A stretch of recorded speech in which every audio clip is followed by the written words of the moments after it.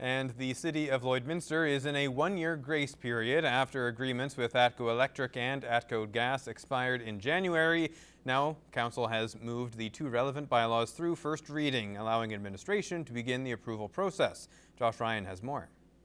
Franchise agreements for electricity and gas with ATCO have been in place since 2008. Now, Lloydminster will move forward with ATCO for another decade. Some items that this council set forward, as you know, is going 3 years, others are 10 years, others might be 5 years. So it just depends on the activity. So it's good to get it out of the way and know that it's secured. Both agreements come with a franchise fee, which will remain at 11% for electricity and 25% for gas. You know, we have the option of charging these fees and putting them up a little bit or pulling them down a little bit, but we think it's a fair fee and it's fairly similar to what they're charging in other municipalities. The city's agreement with ATCO Electric runs for 10 years with an option to extend for another 5. However, the gas agreement will run for 12 years to be outside of the future election cycle.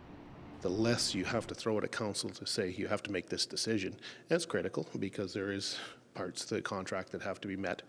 We said 12 years would work perfectly for the gas. In theory, this would keep the agreement from being an issue during the campaign process, but Albers says re-upping with ATCO is a no-brainer. They supply a good number of communities in the province of Alberta with electricity, so it's something that's laid out. I don't see it as a political issue. I think it's a matter of making sure that you've got your housekeeping in order. And moving forward with this agreement is simple housekeeping. It's governed under the AUC, so they say a minimum of 10 years, maximum of 20 years for both contracts. So we're working within the realms of the provincial commission that's in place. Josh Ryan, Newcap News. The Lloydminster Community Youth Centre is celebrating 1 year of being in their new home by kicking off their main fundraising initiative. As Michaela Henschel shows us in this edition of In Your Community, the Youth Centre is much more than just a place for youth to hang out. For a year now, youth in the community have been able to utilize the new youth center space. Whether it's to play pool or just coming for a hot meal, the center is there for those who have nowhere else to go. We see roughly 6,000 visits a year of youth in our community, and so when we're open, they're here. So I think it's really important that people understand that we're here for all youth in the community, but in particular for those youth that don't have access to say, recreational opportunities or other extracurricular activities. We're that place for them. The center also provides support services to the youth at no cost, which leaves the organization with the task to fundraise. On Tuesday, the youth center will open their doors to the public as they kick off 100 for 1,000.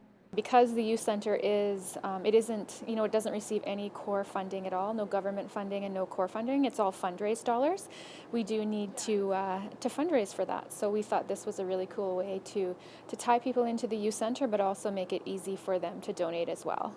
The idea is to get 100 people to donate $1,000. Whether it's a one-time payment or small monthly payments, every dollar donated goes towards building up the future generation. We don't exist in a world where we want people to act in isolation or in seclusion. We want people to know us and come to trust that the services that we're offering in the community are top-notch and they're professional and they're ethical and they're safe. For more information or to donate, visit the Lloydminster Youth Centre website.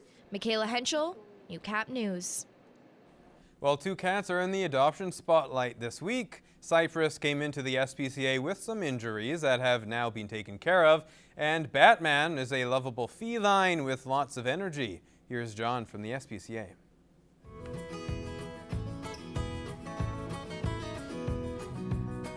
This big ball of fuzz is Cypress. Cypress arrived at the SPCA in mid-January and clearly had been having a rough winter. His tail had a significant wound that required amputation. Despite the injury, Cypress remained as friendly and cuddly as ever, becoming a favorite with the staff. Every morning, Cypress greets you with a gentle meow and a tap on the shoulder. Once he's got your attention, he begins to purr his head off while rubbing gently against the bars, hoping you'll take him out. Cypress is such a wonderful feline that deserves only the best home with the most loving family ever. If you think you can provide Cypress with years of unconditional love, then you need to visit him at the SPCA today. This handsome fellow goes by the name of Batman, but unlike his namesake, this is one laid-back and friendly feline. When he's not fighting crime, which involves hunting and pouncing on his toy mouse, he's fast asleep on a scratching post, dreaming of even more exciting adventures. Batman does have one weakness, and that's food.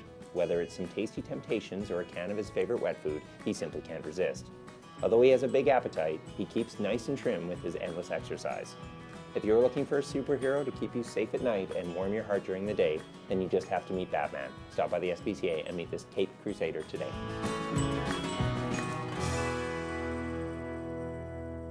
Cattle producers are getting into calving season and hoping for a good run with mild temperatures from Mother Nature. The outlook for 2018 remains more beef on the market. Gerard Lampow meets a market analyst to sample the cost of putting steak on the table. And the demand for local Canadian beef continues to be fantastic. Market analyst Anne Wasco ranches with a family in southwest Saskatchewan. She says there's going to be more beef, pork and poultry on the North American market this year. Normally, more production means lower prices, just very simply. Why that didn't happen in 2017, because that was still the scenario we were in 2017, was demand kicked in. Demand was better, which is a great news story. Canadian consumers ate more, our export customers ate more. Another issue is drought in the United States, which is creeping into southern Saskatchewan. Wasco says if there's a sell-off of cattle from these areas, that will also impact the market. Certainly that area is one that we're watching closely that does need timely key spring moisture to basically say we're out of the drought. Wasco is hopeful a Trans-Pacific Partnership deal will cushion any cooling of cattle prices. The TPP access is one that will have an impact this year as Canada will get into Japan on equal tariff footing with the competition. But Japan is Canada's second market. The US is still first and questions remain over NAFTA. They are by far our largest market as far as cattle and beef are concerned. So I would just as soon see certainly a positive outcome for beef in the NAFTA. But at the same time, I can't stand here and speculate. We see what's happened, and our diversification for other markets is great news with this TPP deal. Wasco admits it's hard to predict how consumers will react this year. I can't forecast how consumers are going to act in 2018, but we know there's going to be more beef. So my gut is today to still give that same message. We're going to be looking at some lower cattle prices in 18. Gerard Lampow, Newcap News. The 2018 Pyeongchang Olympics have come and gone with many interesting storylines coming to a close. In this week's Beyond the Boards, Ryan Craig looks into what the Bobcats think about the games. The 2018 Winter Games featured athletes from all over the world participating in events that they've trained their whole lives for. One of the biggest stories was NHL players not being able to participate in men's hockey, leaving disappointment for some young players. I just didn't really want to tune in this year without the NHL players in the Olympics. I just didn't really feel like watching it a whole lot this year. Watched a bit of the hockey, but a little disappointing. I mean, I understand where the NHL is coming from, but it's tough watching the Olympics without the NHLers, and it's tough watching Canada not win this year just because no NHLers, you know. Another hockey story came via the shootout being back in the spotlight after the Canadian women's national team suffered defeat in the gold medal game. I watched the highlights from the game. I mean, it's pretty terrible that they lost in shootout.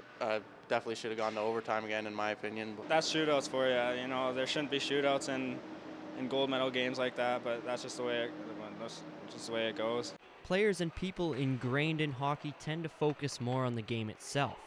But when the Olympics are on, some are taken over by other events, including Canada's power couple on the ice. I watch a lot of it. You know, I like watching all the winter sports: snowboarding, skating, figure skating, all that jazz. My favorite moment was probably when Scott Moore and Tessa Virtue skated. Yeah, it was really fun to watch. These Bobcat players mostly range from 17 to 19 years old, leaving most to remember only a few select Winter Olympic moments. But for these guys, one goal holds a special place in their hearts. Sidney Crosby scoring the golden goal in 2010 was a pretty cool moment. We just came together as a country. Well, it was in Canada, and then I remember watching it with my whole family, and when it went into overtime, it was pretty tense in the house, and when we scored, it was awesome. So definitely when Crosby scored the gold medal in Vancouver. Ryan Craig, Newcap Sport.